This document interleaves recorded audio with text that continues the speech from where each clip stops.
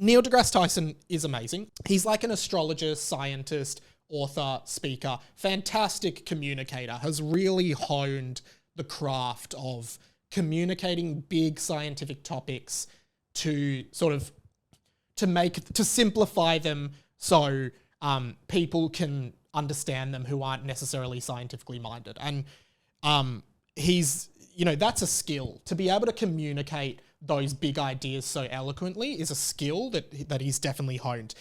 Here's an example of just something. He actually said this quote at the show, but this is from like a Joe Rogan interview I saw. But he said this exact quote.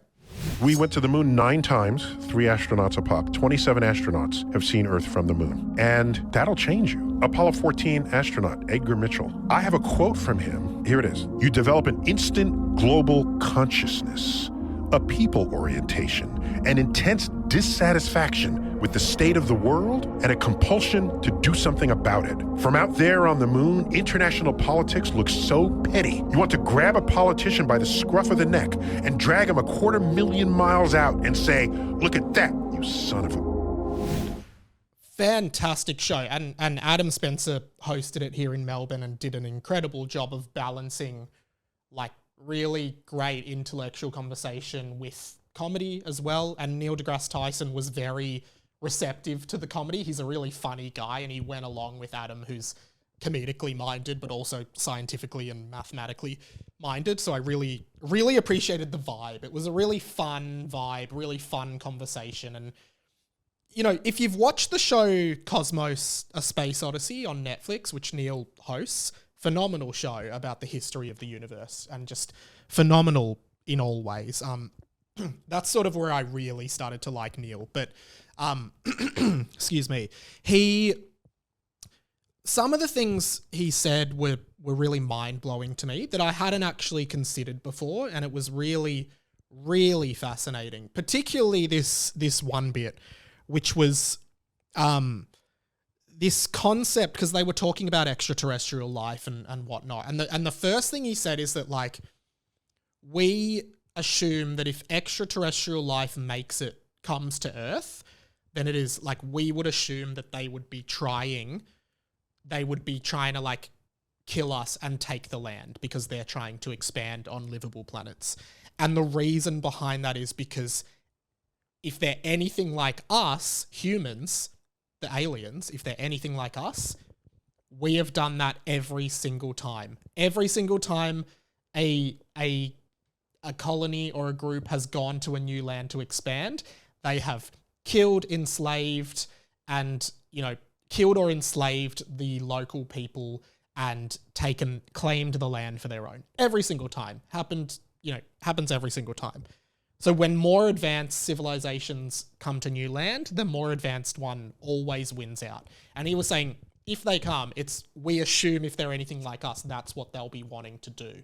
And he also said that they will see us having wars with each other over the fact that we believe in different gods and whatnot and have different religions. And they will see that we're killing each other because of different gods, and they'll be like, there's no intelligent life on Earth. And of course, if they make it to Earth, they will be infinitely more advanced than us. So that's the first thing. And that was like, oh yeah, that's so interesting. Like, it's really, really interesting. Like, it's highly unlikely that if extraterrestrial life came to Earth and there was so much more advanced than us, they'd just be like, yep, oh good, we'll just leave you there and do your thing. But the other thing he said that just did completely blow my mind was he talked about how humans and chimpanzees, and they're the closest sort of ancestral cousins to us, we share 99% DNA. So there's 1% DNA difference.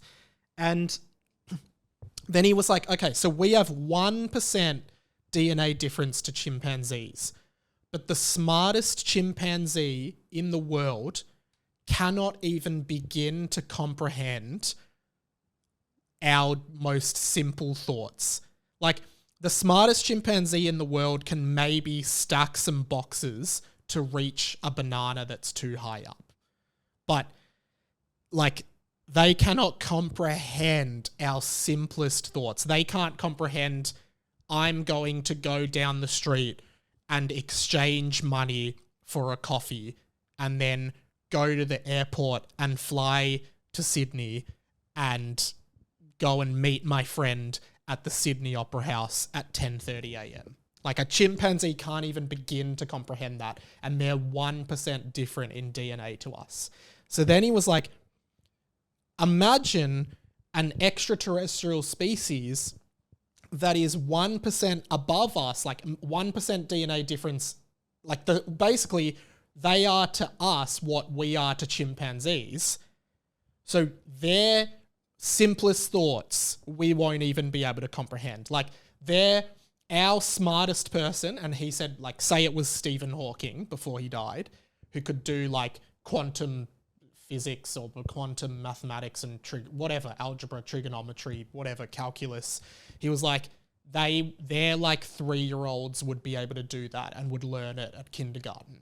So our smartest person couldn't even do what a 3-year-old 1% DNA shifted person could do. And I was just like, wow, that is so fascinating. It's like, we as a species might never be able to grasp some things that an extraterrestrial life could grasp. And I just thought that really stuck with me. It was really fascinating, and I enjoyed the whole speech. I want to get his book as well. It was fantastic.